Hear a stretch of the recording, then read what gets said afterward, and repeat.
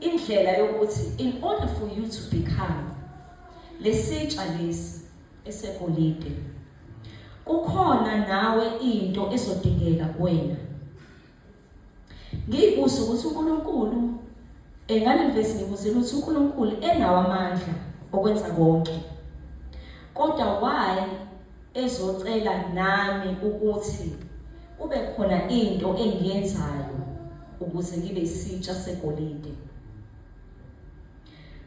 Isikhathi esiningi uNkulunkulu uma ezosebenza ngabantu abasha akavamile ukusebenza mase kube one sided, kube uNkulunkulu ovele wakunqobela, kodwa nawe khona into ezodingeka kuwena. So ngalokhu uyamtshela uTimothy ukuthi nawe Timothy khona izinto ofanele uyidele, njengokuthi kumele uyihlanze wena. So leyo iprocess ofanele wena uyenze in fellowship noNkulunkulu.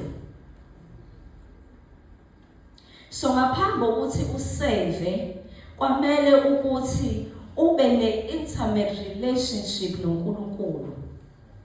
Uzi lapho azokuhlanza nawe ukhomba amabala lapho amele akuhlanze khona. Ngobani na kungayiphutha ekutheni sekigolide ngibisa kangaka kodwa ngibe nezinto ezingcolile, ngoba lokho kungachaza ukuthi ngisho noma imeal noma into edliwayo ngamnandi kanjani kodwa ngeke isidleke ngoba isitsha singcolile. Yabuza khona. So uNkulunkulu usinxenxa ekutheni yenza homework yakho yokuzihlanza wena. Kuba wena okhomba amabala onke awungcolisi ukuphefumulo wami.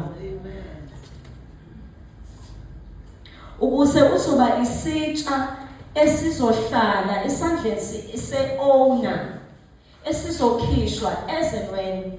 Ngithi I'm very worried ngegeneration yethu ekutheni sizitsha esikhipha thina, asikhiphe umphathi, sikhipha ithina ngama gift ethu esithi sinawo.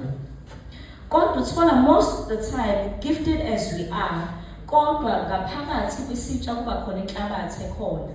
So whatever gift esukihleli idliwa sizwa lenhlabathi. We've become a generation othola ukuthi we are so fascinated with ukuvela. Kanti izwi lalithi isitsha sekhethelo asikhishwa njalo. So ufana nomuntu ongena esigabeni sokuspecialize. If uzoya kudokotela iGP, ifike ihlole abone ukuthi inkinga yakho ngeke asakwazi ukuyisolve, uyakudlulisela. So uNkulunkulu nathi usibizela endaweni yokuthi ufuna sispecialize ngalezi zipho asiphe zona.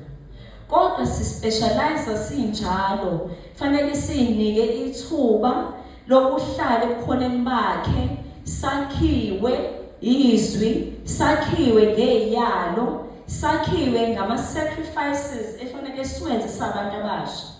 Njengokuthi umyalelo ukuthi ubalekele zonke inkanuko zobusha. Inkanuko zobusha ngihlukanise ngokuthi